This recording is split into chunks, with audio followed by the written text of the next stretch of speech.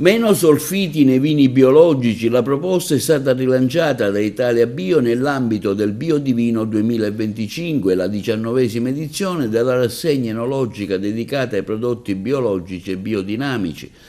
che ha preso il via ieri presso l'Abbazia Benedettina di San Martino, in frazione di Monreale, in provincia di Palermo, una proposta che è appoggiata dall'Accademia Italiana della Vite e del Vino, che sta riscuotendo l'interesse dell'assessorato regionale all'agricoltura. Attualmente nei vini bio la quantità massima di solfiti è di 100 mgl, per i rossi secchi è di 150 mg per litro, per i bianchi e rosati secchi, ma la tecnologia e le conoscenze, secondo gli esperti, sono già abbastanza mature per poter imporre una riduzione del limite di anidride solforosa nei processi enologici del vino, come ha affermato il presidente di Italia Bio Lillo Laimo Di Loro. A San Martino delle Scale sono una ventina i commissari degustatori invitati da Italia Bio e provenienti da numerose regioni italiane che da altri paesi europei, che partecipano alle degustazioni e alla valutazione dei vini proposti dalle cantine che hanno aderito all'iniziativa. A presiedere la commissione dei degustatori l'enologo agrigentino Gianni Giardina, mentre a presiedere il comitato scientifico della rassegna è Rosario Di Lorenzo, presidente dell'Accademia Italiana della Vite e del Vino e docente di viticoltura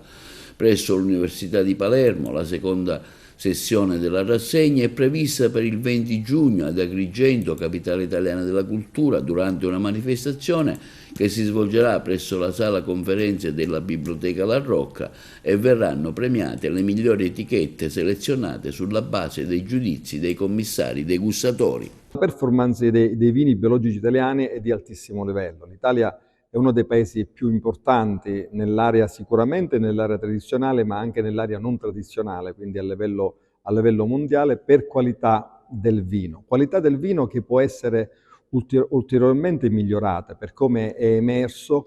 nel corso degli incontri di avvicinamento che abbiamo fatto un po' in tutta Italia, in Sicilia, in Puglia e in Lombardia, in cui si è visto, si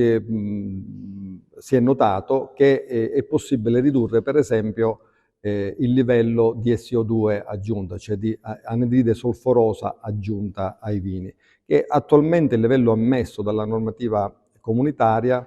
è un livello di poco inferiore al livello ammesso per i vini convenzionali. La proposta di ridurre il limite massimo dell'anidride solforosa ha una valenza, perché a livello comunitario, secondo noi, abbiamo una